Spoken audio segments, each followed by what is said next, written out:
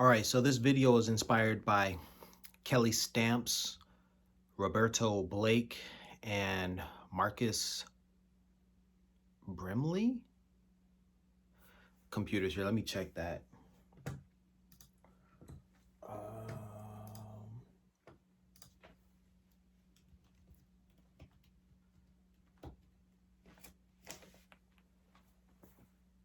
Not like Wilford Brimley, but Marcus Brownlee.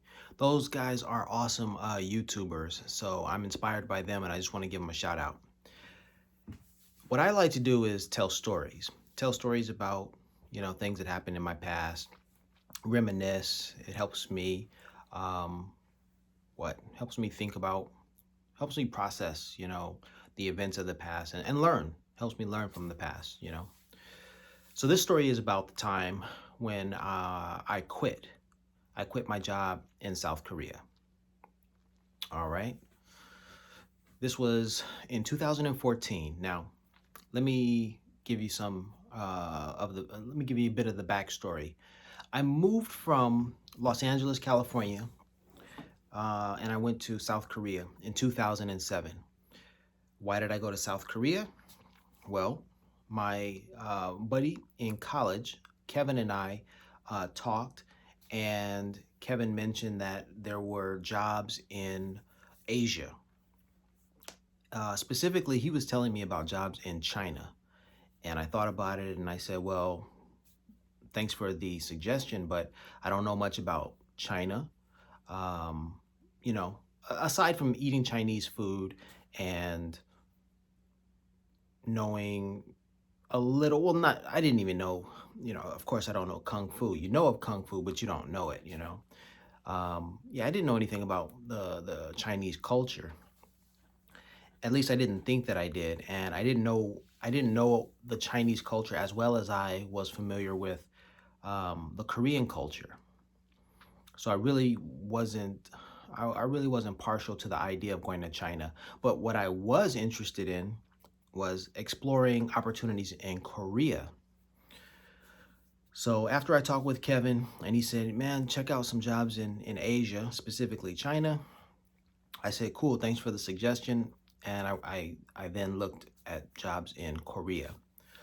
The idea of working in Asia was not new to me. One of my dad's um, colleagues had once told him, hey, tell your son not to worry about a job after university. Tell him that Asia has plenty of jobs. So I had heard this at some point, before graduating. I graduated in 2004. And um, I, I knew that the jobs were available, but of course, I was looking for my American dream here in America, in Los Angeles, in particular, and so that was on the back burner. That was, way in the recesses of my mind. I wasn't even thinking about teaching in Asia. Well, when I found myself unemployed, I was 27 years of age. I had to figure out, what to do. And after talking to Kevin and seriously considering moving to Asia, I decided on Korea. I'm a second degree black belt in Taekwondo, the Korean martial art Taekwondo. That may sound impressive, and in fact it is, but I've been a second degree black belt for many years, probably like 20 years now. So it's not as impressive as it once was when I was a kid and I had reached that level. Well, that was my introduction to Korean culture. Through Taekwondo, I learned about the Korean language. I learned about, self-defense. Um, I gained discipline. And yeah. Oh, my classmates. When I was in school, I attended a private school. Um, and my classmates, many of them were Asian. So I did have, exposure. I was very close to Asian culture, for a very long time. Specifically Korean culture. And in fact, Los Angeles has been home to the largest population or the largest group of Koreans, the largest community of Koreans outside of Korea. You know, we have the largest Koreatown. So pretty much there was no way that I could escape, you know, Koreans. Um, my family, we couldn't escape, you know, the Korean influence in particular. For instance, when my grandmother went to, when my paternal grandmother went to, decided that she was going to get a car, one of my sister's classmates suggested that she buy a Hyundai Sonata. And so there we were buying a Hyundai Sonata, you know, and um, when I when we went to restaurants, my dad would take us to restaurants to eat, and we would sometimes go to Chinese restaurants, or we would be adventurous and we'd try, you know, the Korean menu, and I would gladly and gleefully enjoy the kimchi. So this was um, all part of the influences that Korea had on me. Oh, and I can't forget my aunt, Florence Griffith Joyner. And in the year 1988, I believe that was the same year that I became a first degree black belt in Taekwondo. My aunt became world famous for being a track superstar. And coincidentally, her gold medals, the gold medals that she won at the Olympics, were won in Seoul, South Korea. So there you have South Korea, you know, the place where my aunt becomes world famous. And then you have the South Korean influences that I felt living in Los Angeles. And so basically, I was destined to eventually go to South Korea. There was no escaping the pull and the influence of South Korea. Well,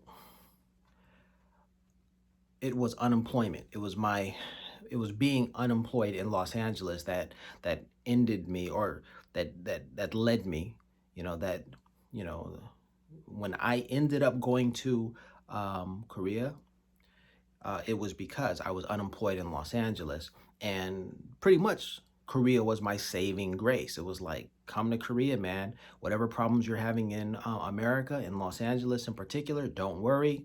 You know, we got you. So yeah, I went to South Korea, and I did not have, you know, the ideas that I was given. People told me about South Korea, um, and so I was warned. You know, I was told, you know, Koreans, you know, some people told me Koreans are a lot like black people, you know, very fashion conscious, okay? Um, and, you know, so you have to be, you have to dress well because, you know, people are judging you based upon how you look, how you present yourself, especially in Korea. Name brands matter. I was told that Korean women are extremely passionate. Um, Passionate is a euphemism. Um, and I was also told, I was also told about the respecting Korean people, or the level of respect that Korean children would give a teacher, because that's what I was going to do. I was going to teach English in Korea, and you know, the respect level in their society. Um, yeah, so those were some of the things that I was made aware of before going to Korea. And um, now, because I was a martial artist, because I had studied Taekwondo, I imagined that I was going to become a better martial artist, because I figured I was going to be in Korea, South Korea, and I figured that I was going to have spare time after work, and that, you know, I was going to be productive, and I was going to improve my martial arts skills. Well, I found that the impression that I had of martial arts in Los Angeles was very different from the impression that I got of martial arts in South Korea. In Los Angeles, when I was growing up and when I was learning Taekwondo, I was attending martial arts classes alongside older people. They could have been as old as 60 years of age, all the way down to, little kids. Um, and this was normal to me. So when I went to South Korea, I expected to just sort of, dive in, swim, you know, take to water like a fish to water, and just, get on into Taekwondo and just, practice.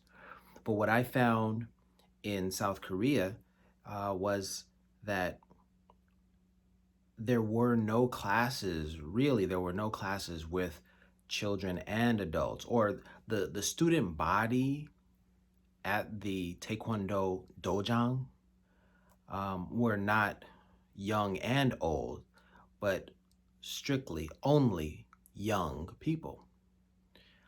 So I've described this before, and I've said the idea that I had of Taekwondo in Los Angeles was that there's, there's an interest, like older people would go to work, and then to relax, they'd exercise, they'd go into the martial arts dojang and exercise and enjoy their day, enjoy their lives this way. But what I found is that wasn't happening in Korea. The older people were working, and a lot of the men, the older Korean men, I thought would potentially be, studying martial arts or practicing their national martial art. A lot of them were taxi drivers, and they were just trying to earn a living. So I didn't have that. That was a jarring reality. It was like, wow, Koreans don't study their martial art, their national martial art, the way that, or it's not being embraced by the populace the way that it is in America. But of course, in America, it's like foreign things are fetishized, and people are, ooh, look at this, it's Asian, East meets West sort of thing. Wow, let's learn from, let's learn from the Asians. It's all of that that's built into the martial arts industry, in America. And I didn't find that in Korea. It was like the Korean martial arts were the there existed a minor league, but there was no major league. So it was like little league baseball, um, with no prospects of, going anywhere. And I also felt as if in Korea, it's martial arts is a rite of passage for children.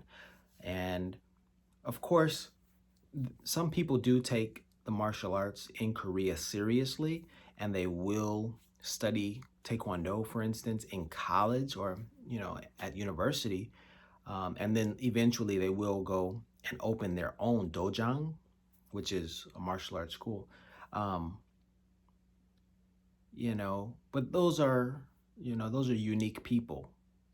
Um, there are other people who just, get a job at Samsung or LG. And, it's basic corporate lifestyles. These are all realities. These are all things that I learned while I was there in Korea. Um, so back to me being unemployed in Los Angeles and then choosing Korea. Well, I made my decision, and then I flew to Korea in 2007. And yes, I had all of these ideas in my head. I said, I'm going to learn to speak the Korean language.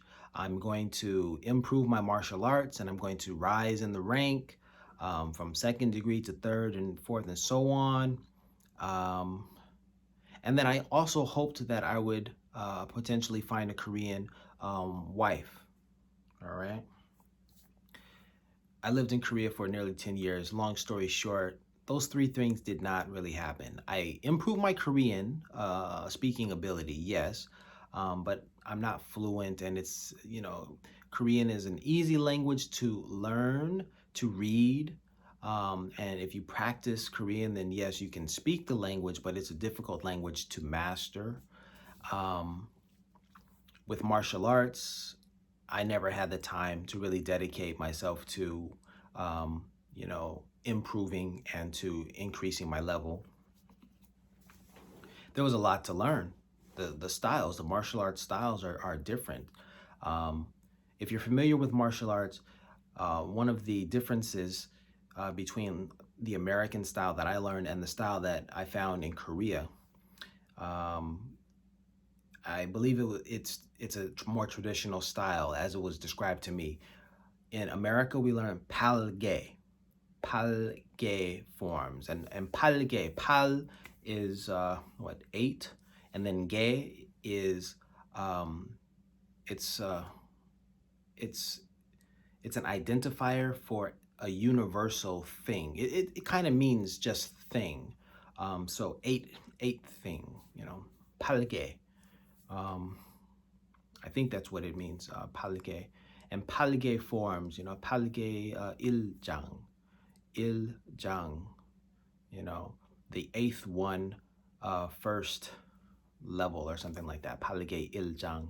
These are the names of the forms. Palge iljang, palge ijang, palge samjang. Okay, so that was the style and the form that we learned. But in Korea, we learned the taeguk, taeguk iljang, taeguk ijang, taeguk samjang, and those things are different. The styles were different. This is something that I learned. So if I really wanted to advance in Korea, I would have to re-educate. I'd have to learn a completely different style than what I had learned in America. And essentially, I would have had to start off as a white belt, as, from the entry level and work my way up. Um, Ideally, you know, you would imagine, yeah, you could do it. You can do anything, put your mind to it. But what I found is not only being a black man in Korea, but also being the oldest person in the martial arts class, around a bunch of, high schoolers and even, middle school students. Yeah, I really stood out even more. And it was just like, well, what are you gonna do? You're just gonna keep standing out as a sore thumb, and then it's about attention. You have to compete for the teacher's attention in order to learn and develop, because the teacher's attention is spread among all of the students. So I just gave up after a few weeks. I said, man, I'm not gonna improve because I was juggling my work life with this dream and this aspiration I had of improving my martial arts. So I just said, all right, forget that. Let me just focus on learning the language. That's something I can do, at home, and because I'm immersed in the country and most immersed in the culture, then I can definitely improve my language skills. And so that is what happened. And then with regard to dating in Korea, um, I was told that it would be difficult, and I did find it somewhat difficult. But when I did find a girlfriend, it really didn't seem difficult for things to progress. Um, One of the things that made dating in Korea better or easier was simply the fact that um, Koreans are pretty well traveled. And if you meet a Korean who hasn't been, who not only was born and raised in their country, but who has also traveled internationally, then they have different ideas about the world, and they are more welcoming to, the non-Koreans. But if you find someone who has lived in a small town, or who has lived, you know, um, in Korea all their life, and this applies to anyone, anywhere, you know, oftentimes we have sort of what tunnel vision, we have our blinders on, and so we're not open to new ideas. Our minds aren't open. Well, that's what I found with Korea. So even though I was warned that I would probably not have a Korean girlfriend, yeah, it eventually did happen. Um, Now, I'm getting ahead of myself because I wanted to talk about, my journey to Korea. And yes, as I mentioned, my buddy Kevin told me about, um, jobs in Asia. And so I went.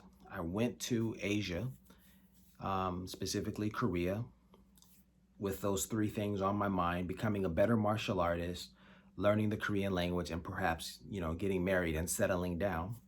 And pretty much that didn't happen. But I spent a lot of time in Korea, and I found that I was more successful in Korea than I was in America, because as soon as I arrived in Korea, I had a job, a very good salary, and I had an apartment rent free. So everything was all, put together for me. That was a great package. And so I stuck around. I stuck around. I stayed there for nearly a decade. The first 3 years were difficult because I couldn't find a good fit, a good match between, myself and, my place of employment. So I bounced around to a few different cities until I found a job at a university where I stayed thereafter for the next 4 years. And that was another wonderful experience. That was another saving grace for me. It was like, you had a rough few years when you came to Korea, but now that you found this job, you can stay for the next 4 years, and everything pretty much smoothed out. My contracts were renewed, and I had a pretty good relationship with my colleagues. I'm very easygoing, so there was very little for me to worry about. Now, I quit my job in South Korea in 2014. And this is the reason why you're watching this video. It took me long enough to get to it.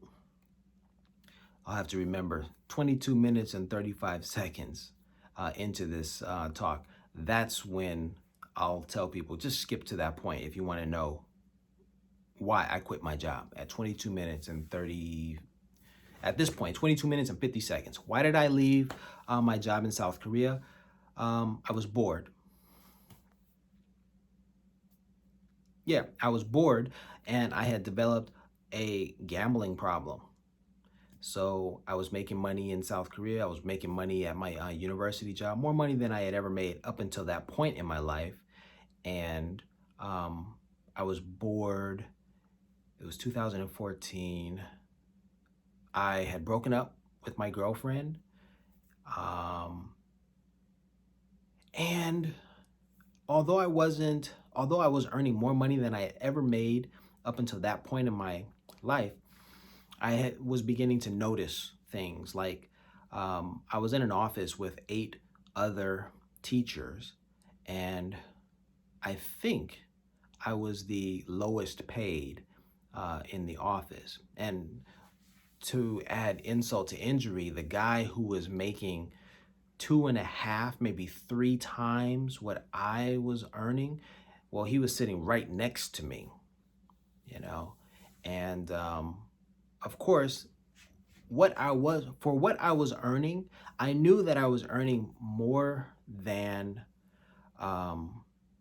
what I would earn at other schools, universities, at other jobs in Korea. So I was very happy to earn what I was earning, but I could feel, I could feel I knew that I was being slighted, that I was being overlooked, and that I wasn't getting I wasn't, I wasn't advancing.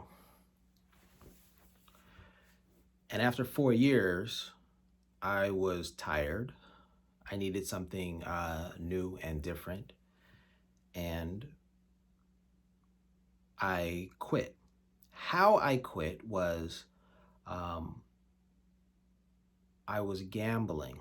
I left work one day and I took a trip from, the city where I lived to Busan, the beach town or the beach province. I went to Busan and I went to a hotel. I think it was the Hilton, and they had the Seven Luck Casino over there. That was my place. I would go there religiously. Sometimes I'd be up, sometimes I would lose. It's gambling, of course. And so I lost my whole paycheck one day.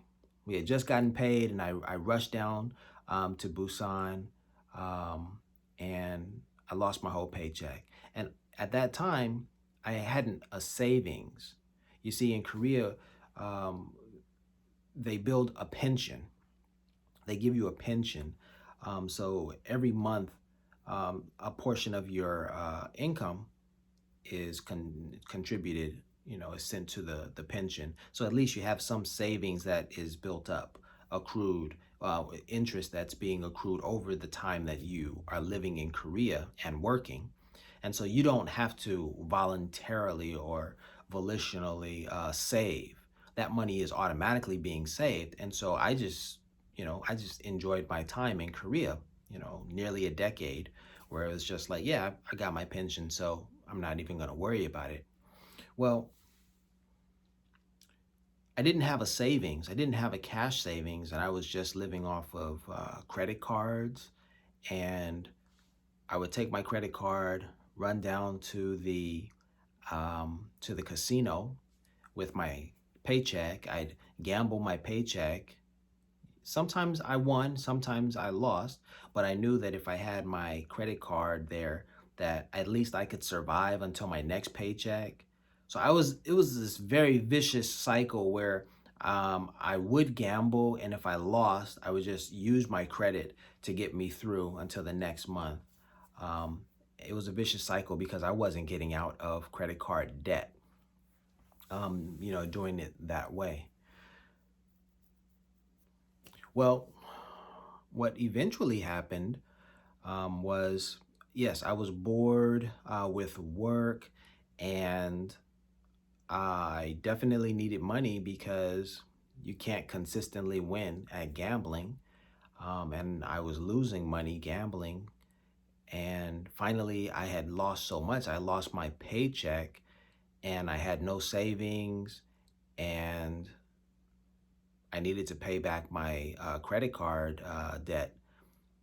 And without savings and without, a paycheck, it wasn't going to happen. What I did then was I just gave up. I went into the office and I said, I don't see myself making it until the next pay period. I think this is a good time for me to just, pretty much cut my losses and get out. I've done well working here for 4 years. Um, but obviously, I'm not going to earn, that much more or any more, because those opportunities are going to, my colleagues. I said, I've got to cut my loss. I've got to get out of here now. I've done well for the past 4 years, but um, yeah. So money was a big issue. I really needed money, and that was why I was going to gamble. But I was also bored. I didn't have a girlfriend, and I was pretty bored, and I just things were changing. Things were changing a lot in the office. There were so many new people coming in, and there were so many changes occurring that it was like, well, if things are changing for other people, I might as well make a change for myself. And the best time to do anything is right now. And that's why I left in 2014. And that's what happened in 2014. I quit my job in South Korea and I returned home, where I regrouped and got focused. I eventually did return to South Korea, but yeah, that time that I spent at home was really um, necessary. Yeah. So that's my story about quitting my job in Korea in 2014. Peace.